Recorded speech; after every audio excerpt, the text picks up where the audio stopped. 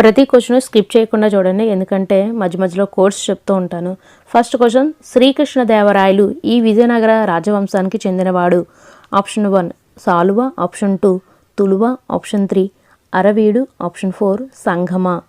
Answer comment బాక్స్లో comment చేశాను friends. Answer is option 2 Tuluva వంశానికి చెందినవాడు. నెక్స్ట్ క్వశ్చన్, మధురా విజయం అను పుస్తకాన్ని రాసినవారు. Option 1 Gangadevi, option 2 Tirumalamma, option 3 Hanumayamma, option 4 Nagalamba. Answer comment బాక్స్లో కామెంట్ చేసేయండి. ఒక 2-3 సెకండ్సే ఇస్తాను, ఎందుకంటే ఆల్రెడీ క్వశ్చన్ నేను స్లోగానే చదువుతున్నాను కాబట్టి మీకు ఎక్కువ టైం ఇస్తే మీ టైమే వేస్ట్ అవుతుంది. సో అందుకని 2-3 సెకండ్సే ఇస్తాను ఇక్కడ నుండి. ఇక్కడ ఆన్సర్ వచ్చేసరికి ఫస్ట్ 1 గంగాదేవి. ఈమె కుమార కంపన భార్య. సో ఈమె రాసిన పుస్తకం మధురా విజయం. నెక్స్ట్ క్వశ్చన్, సాలు వంశ స్థాపకుడు. ఆప్షన్ 1 మొదటి హరిహరరాయలు, ఆప్షన్ 2 నరసింహరాయలు, ఆప్షన్ 3 మొదటి బొక్కరాయలు, ఆప్షన్ 4 రెండవ హరిహరరాయలు. ఆన్సర్ కామెంట్ బాక్స్లో కామెంట్ చేసేయండి. Answer is option 2 Narasimha Rayalu. దీన్ని ఎలా గుర్తుపెట్టుకుంటారంటే, సాలువుతో కట్టేసరికి నరాలు తెగిపోతున్నాయి. సాలువతో కట్టేసరికి నరాలు తెగిపోతున్నాయి. నరాలు అంటే నరసింహరాయలు, సాలువతో అంటే సాలువ వంశ స్థాపకుడు.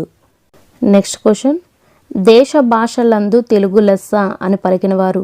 ఆప్షన్ 1 మొదటి Harihararayalu, option 2 Narasimharayalu, option 3 Srikrishnadevarayalu, option 4 రెండవ హరిహరరాయలు. దీనికి టైం కూడా ఇవ్వవసరం లేదనుకుంటున్నాను, ఎందుకంటే తెలుగులో చాలాసార్లు వినుంటారు. Answer is option 3 Srikrishnadevarayalu. దేశ భాషలందు తెలుగు లెస్సను పలికినవారు శ్రీకృష్ణదేవరాయలు. ఫిఫ్త్ క్వశ్చన్, మనుచరిత్ర మరియు హరికథాసారము రచనలు చేసిన కవి. Option 1 Allasani Peddana, option 2 Srikrishnadevarayalu, option 3 Tenali Ramakrishnudu, option 4 Pingali Surana. ఈ కవి రచనకు సంబంధించిన కోర్స్ అయితే చేశాను. మీరు చూడనట్లయితే డిస్క్రిప్షన్లో లింక్ ఇస్తాను, చూడండి ఫ్రెండ్స్. అవి చూసిన తర్వాతనే వీటికి క్వశ్చన్స్ అయితే ఆన్సర్ చేయండి, ఎందుకంటే ముందుగా ఆ వీడియో చేస్తున్నాను, ఎందుకంటే అవి చూసిన తర్వాత ఇవి ఆన్సర్ చేస్తే మీకు బాగా గుర్తుంటుందని చెప్పి.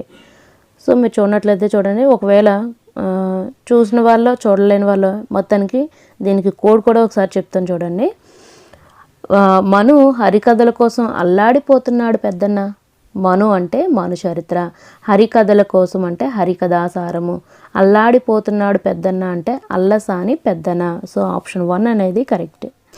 నెక్స్ట్ క్వశ్చన్, విజయనగర సామ్రాజ్య రాజధాని. Option 1 Madurai, option 2 Hampi, option 3 Basava Kalyani, option 4 Orugallu. Answer comment బాక్స్లో కామెంట్ చేసేయండి.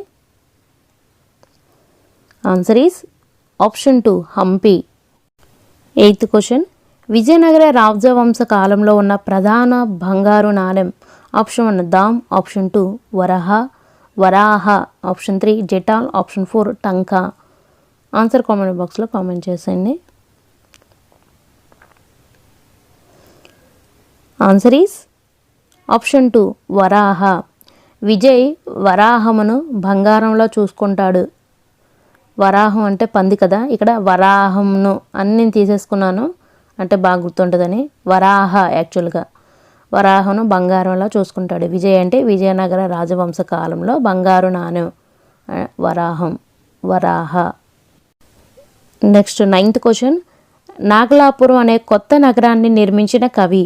Option 1 Allasani Peddana, option 2 Srikrishnadevarayalu, option 3 Tenali Ramakrishnudu, option 4 Pingali Surana. Answer comment బాక్స్లో కామెంట్ చేసేయండి. Answer is option 2 Srikrishnadevarayalu.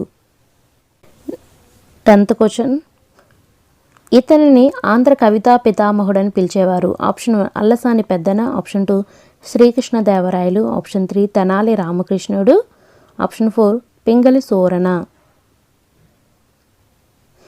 Answer is option 1 Allasani Peddana. ఎలా గుర్తుపెట్టుకుంటారంటే, ఆంధ్ర కవితా పితామహుడు ఎలా ఉన్నాడు పెద్దన, అల్లసాని పెద్దన, ఎలా ఉన్నాడు పెద్దన, అలా గుర్తుపెట్టుకోండి. తులువ వంశ స్థాపకుడు. ఆప్షన్ 1 మొదటి హరిహర రాయలు, ఆప్షన్ 2 వీర నరసింహరాయలు, ఆప్షన్ 3 మొదటి బుక్కరాయలు, ఆప్షన్ 4 రెండవ హరిహర రాయలు.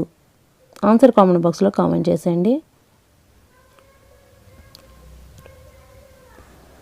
ఆన్సర్ ఈస్ ఆప్షన్ 2 వీర నరసింహరాయలు. తువ్వాలు ఇవ్వు వేర, తువ్వాలు అంటే తులువ, ఇవ్వు వేర వీరలక్ష్మి అనుకోండి, వీర నరసింహరాయలు. 12th క్వశ్చన్, జాంబవతి కళ్యాణం, ఉషా పరిణయం రచనలు చేసిన కవి. Option 1 Allasani Peddana, option 2 Srikrishnadevarayalu, option 3 Tenali Ramakrishnudu, option 4 Pingali Surana. Answer comment బాక్స్లో కామెంట్ చేసేయండి.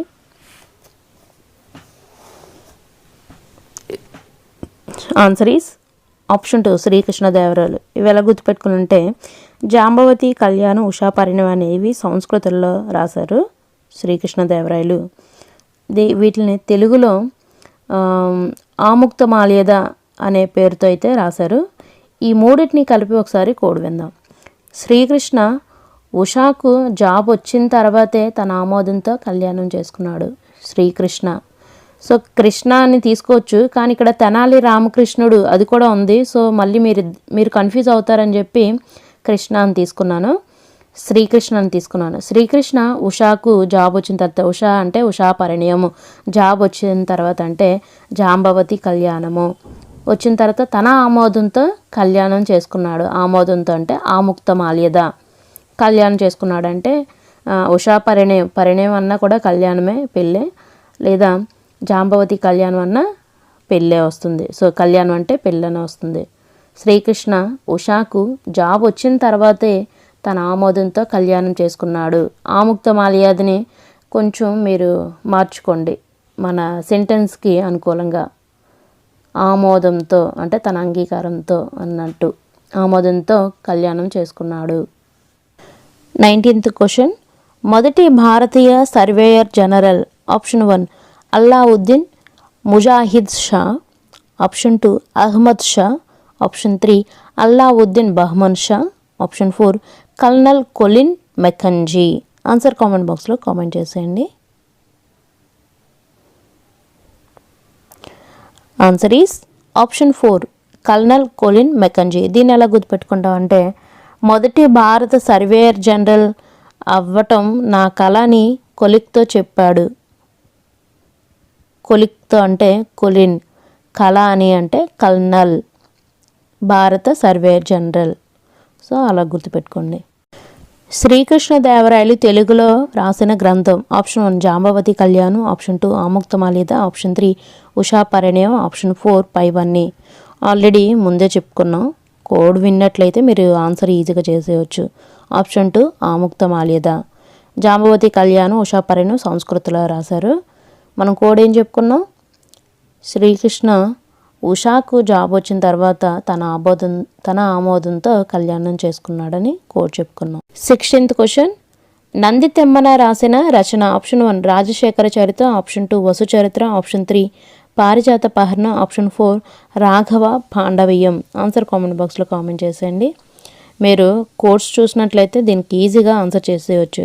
ఏం చెప్పుకున్నాం కోడు, నంది తిన్నగా పారిపోతుంది అని. పారిపోతుంది అంటే పారిజాత పహరణం. నంది తిన్నగా అంటే నంది తెమ్మన. ఇక్కడ ఆప్షన్ 3 అనేది correct. 17th question, Panduranga Mahatyam రచన రాసిన కవి. Option 1 Allasani Peddana, option 2 Srikrishnadevarayalu, option 3 Tenali Ramakrishna, option 4 Pingali Surana. Answer comment బాక్స్లో కామెంట్ చేసేయండి. వీటన్నిటికీ కోడ్స్ అయితే చెప్పాను, డిస్క్రిప్షన్లో లింక్ ఇచ్చాను, మీరు చూడనట్లయితే చూడండి. చూసిన తర్వాత వీటికి ఆన్సర్ ఈస్ ఆప్షన్ 3 తెనాలి రామకృష్ణుడు. వీటికి కోడ్ ఏం చెప్పుకున్నాం అంటే తెనాలి రామకృష్ణుల పాడురంగ నీ మహత్యం తెలుస్తుంది. పాడురంగ అంటే పాండురంగ మహత్యం తెలుస్తుంది అంటే మహత్యం, తెనాలి రామకృష్ణులాగా. 18th క్వశ్చన్, రామరాజు భూషణుడు రాసిన రచన. ఆప్షన్ 1 రాజశేఖర చరిత్ర, ఆప్షన్ 2 వసు చరిత్ర, option 3 Parijata Pahanam, option 4 Raghava Pandaviyam. Answer is option 2 Vasu Charitra. రామరాజుకు వసు అనే చెల్లెలుంది. 19th క్వశ్చన్, రాఘవ పాండవీయం రచన రాసిన కవి? Option 1 Allasani Peddana, option 2 Srikrishnadevarayalu, option 3 Tenali Ramakrishnudu, option 4 Pingali Surana. Answer comment బాక్స్లో కామెంట్ చేశాను friends. Answer is option 4 Pingali Surana. దీనికి ఎలా గుర్తుపెట్టుకున్నాం అంటే, పింగాణిపేట మీద కూర్చొని రాగాలు పాడవయ్యా. పింగాణిపేట అంటే పింగళి సోరణ, రాగాలు పాడవయ్య అంటే రాఘవ, పాడవయ్య అంటే పాండవీయం. లాస్ట్ క్వశ్చన్, యుద్ధ సమయాల్లో సందేశాలను తీసుకెళ్లేవి? ఆప్షన్ 1 కుక్కలు పావురాలు, ఆప్షన్ 2 పావురాలు పక్షులు, ఆప్షన్ 3 పిల్లులు కుక్కలు, ఆప్షన్ 4 పైవన్నీ.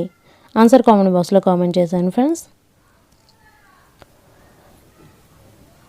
ఆన్సర్ ఈస్ ఆప్షన్ 1 కుక్కలు పావురాలు. యుద్ధ సమయాల్లో సందేశాలను తీసుకెళ్లేవి కుక్కలు పావురాలు.